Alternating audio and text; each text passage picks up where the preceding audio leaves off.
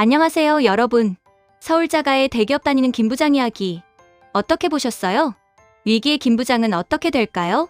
안타깝지만 김 부장은 결국 지방공장 안전관리팀으로 발령을 받게 돼요. 그리고 그날 밤 상무는 김 부장을 따로 불러 밥을 사주면서 김 부장에게 해주고 싶었던 진솔한 이야기를 해주는데, 사실 김 부장은 지금까지 굳은 일도 마다 않고 누구보다 성실하게 많은 일을 해왔었죠. 특히나 보고서 하나는 누구보다 잘 만들었는데, 하지만 이제 김 부장은 더 이상 보고서를 만드는 사람이 아니라 팀의 리더잖아요. 팀장은 팀의 구성원을 돋보이게 만드는 사람인데, 김 부장은 스스로의 우월함에 심취해서 눈과 귀를 닫고 살고 있다고 뼈를 때리는 조언을 해요. 물론 김 부장은 선뜻 상무의 조언이 정리되진 않았어요. 그렇게 그곳으로 발령받은 지 얼마 되지 않아 김 부장은 희망퇴직을 권유받게 돼요. 올해 퇴직을 하면 위로금으로 2억을 받을 수 있지만 내년에 하면 위로금이 1억으로 내려간다면서요. 결국 고민 끝에 김 부장은 퇴직을 결정하죠. 그렇게 퇴직을 하고 나니 갑자기 세상이 무너지는 기분이 들면서 가족이며 친구들이 자기를 비웃고 무시할 것 같은 상상에 마음이 조급해지기 시작해요. 그 순간 외근을 갔다가 봤던 신도시 상가 분양 판촉 행사가 기억이 났고, 김 부장은 그 길로 그곳에 가서 상담을 받아요. 역시나 사기꾼의 현란한 말솜씨와 스땡벅스만 들어오면 월세 700은 껌으로 받을 수 있다는 말에 김 부장은 완전히 혹하게 돼요.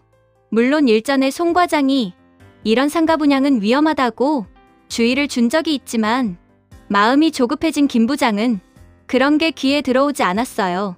결국 그는 퇴직금 전부와 3억의 대출을 받아서 상가의 잔금까지 치러버리죠. 그렇게 앞뒤 없이 성급하게 계약한 이후에서야 자신이 상가 분양 사기를 당했다는 걸 알게 되면서 김 부장은 극심한 스트레스로 인해 공황장애로 응급실에 실려가게 돼요. 상황이 그 지경이 돼서야 김 부장은 유일하게 속을 터놓을 수 있는 논팽이를 만나서 속마음을 털어놓아요. 그러자 논팽이는 오히려 지금이 잘 된 거라면서 만약에라도 너가 이번 투자를 우연히 성공을 했다면 자만심이 쓸데없이 높아져서 앞뒤 보지 않고 더 큰 투자를 했을 거라는 거예요. 그럼 그때는 3억이 아니라 30억의 빚을 졌을지도 모른다는 거죠. 적어도 지금 상황은 수습이 될 수 있으니 제발 빨리 아내에게 말하고 자존심을 버리고 일거리를 찾으라고 잔소리를 해요. 그러면서 잔소리 값이라고 한 달치 이자를 선뜻 주는 거예요.